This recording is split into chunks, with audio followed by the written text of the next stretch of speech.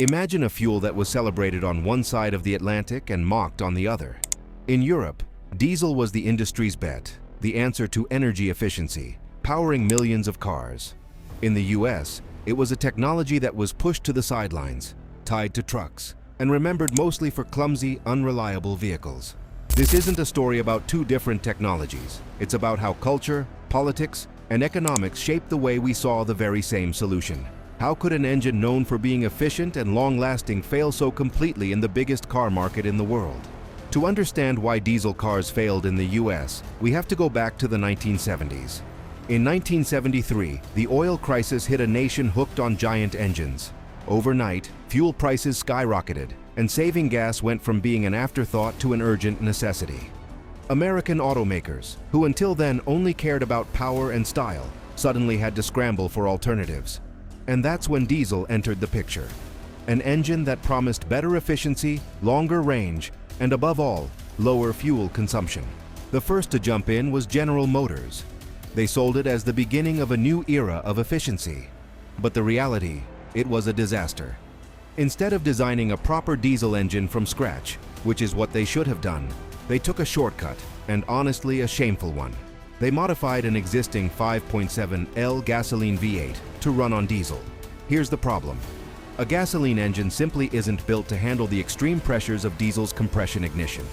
Even with reinforced parts, the foundation wasn't strong enough. Cylinder heads cracked, bolts stretched, fuel pumps failed. The cars belched excessive smoke and made an unbearable racket. What followed was a multi-billion-dollar disaster for General Motors. And far worse, a death sentence for diesel's reputation in America. For decades, it was branded as unreliable, noisy, and frankly a joke. Meanwhile, diesel was already king in a different corner of the market. Heavy-duty transport. Industrial machinery and trucks ran on diesel for one simple reason: massive torque and unmatched durability. A diesel engine can move enormous loads with ease and rack up hundreds of thousands of miles without breaking a sweat. So, the failure of diesel passenger cars wasn't about the technology itself. It was about bad design, a reckless shortcut, and a market that wasn't ready for it. First glance, it might have seemed like diesel's failure in passenger cars was just a matter of bad marketing or GM's terrible idea of converting a gas V8. But there were deeper technical reasons why diesel just didn't fit what the American consumer wanted. Let me explain. Then there was the winter problem. Starting a diesel in cold weather was a nightmare. Low temperatures messed up with the compression needed to fire up the engine, so you had to wait around for the glow plugs to heat up. Nobody liked that. And finally, the smell. Early diesel exhaust was awful, and to make matters worse, it belched black smoke and soot. For US drivers, none of this made sense. But even with all those drawbacks, there was still some interest. Unfortunately, the reality of the market and the infrastructure didn't do diesel any favors either. In the US, diesel fuel had a very high sulfur content. Not only was that bad for the environment, it also wrecked exhaust systems and contaminated engine oil. It took decades before the EPA mandated ultra-low sulfur diesel, a standard Europe had already been following for years. Sure, the oil crisis made people curious about efficiency, but fuel price spikes were never serious or consistent enough to convince Americans to ditch their smooth gasoline engines for noisy diesel.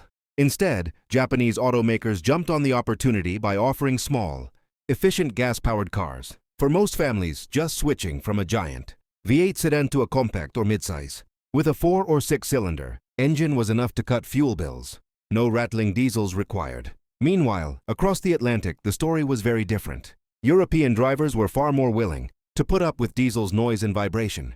In exchange for one major advantage: efficiency. Gasoline in Europe has always been dramatically more expensive. Diesel's better mileage translated into thousands of euros saved over the long run.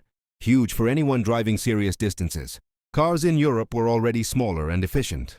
So the solution wasn't to make them even smaller. The solution was to switch fuels. On top of that, European governments, far more worried about climate change and dependence on foreign oil, gave diesel a helping hand. Incentives, tax breaks, and in countries like France, cheaper prices at the pump.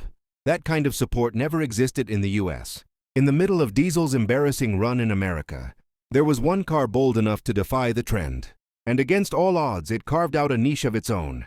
The Mercedes-Benz 300D of the 1980s. The obvious question is why? This car and not any other. The answer is simple. German engineering. Unlike GM's tragic experiment, the 300D had a diesel engine built from the ground up. Robust, over-engineered, and dead serious. It wasn't fast, and it definitely wasn't quiet, but it was nearly indestructible. With minimal maintenance, it could run for hundreds of thousands of miles.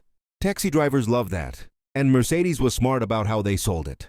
The 300D and its stronger sibling, the 300TD, weren't pitched as economy cars.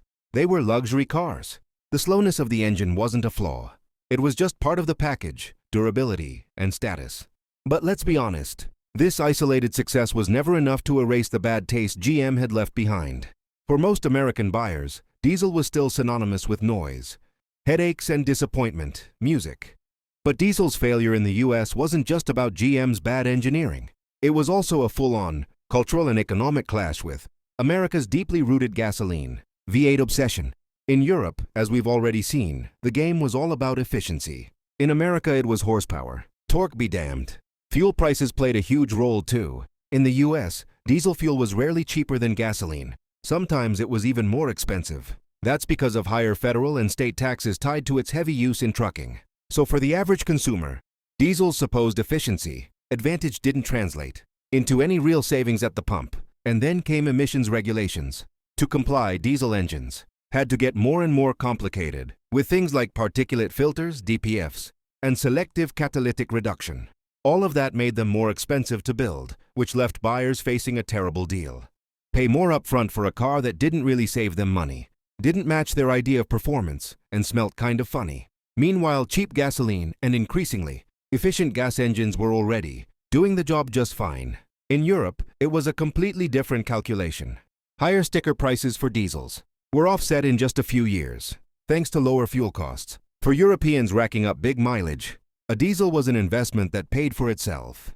And then we get to culture. In the US, the very soul of car culture is tied to the big engine, and the undisputed king is the V8. Americans value horsepower above all else. A V8 gives you that explosive acceleration and the thunderous soundtrack that's practically the anthem of freedom. Sure, a modern diesel can out-torque a V8, but in America, speed is about peak horsepower, not torquey curves. And on that score, diesel always felt slow. In Europe, perception was different. On narrow, hillier roads with endless curves and roundabouts, low-end torque was king. It made city driving easier and passing on a two-lane road safer and quicker. In that environment, diesel strengths weren't just appreciated. They were unbeatable. Music. On top of the cultural gap, there was an even bigger obstacle: regulations. In the US, the Environmental Protection Agency, or the EPA, and California's Air Resources Board, or ARB, set extremely strict limits on nitrogen oxide, NOx, and particulate matter, the exact pollutants that diesel engines struggle with the most. In Europe, early regulations focused mainly on cutting go and promoting efficiency. In the US, a diesel car had to meet the same standards as a gasoline engine.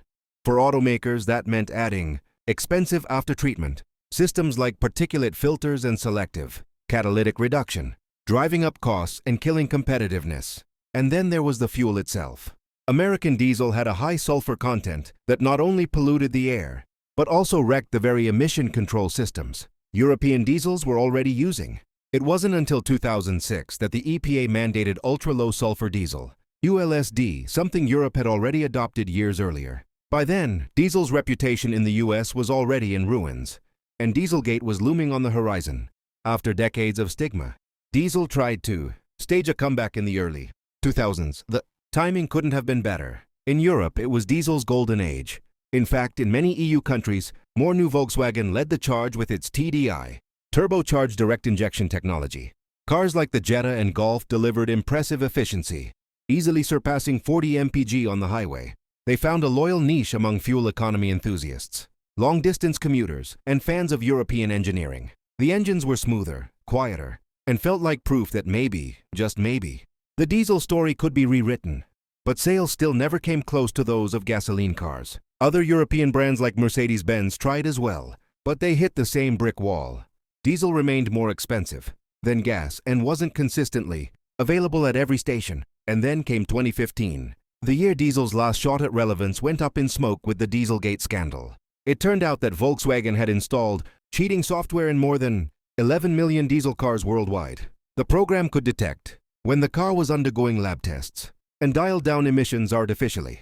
But in real-world driving, those same engines spewed up to 40 times the legal limit of nitrogen oxides. The public's reaction was brutal. Diesel was once again branded as dirty, polluting, and now deceptive. Volkswagen's carefully crafted reputation collapsed overnight.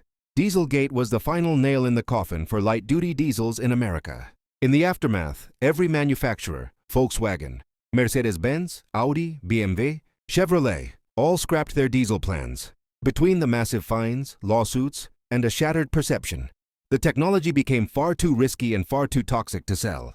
By the early 2000s, European manufacturers had solved most of the issues that haunted early diesels. Common rail direct injection and variable geometry turbos made the engines more powerful, more quieter, and more cleaner. To meet strict emission rules, they added complex systems like diesel particulate filters, DPFs to trap soot, and AdBlue injection to neutralize nitrogen oxides.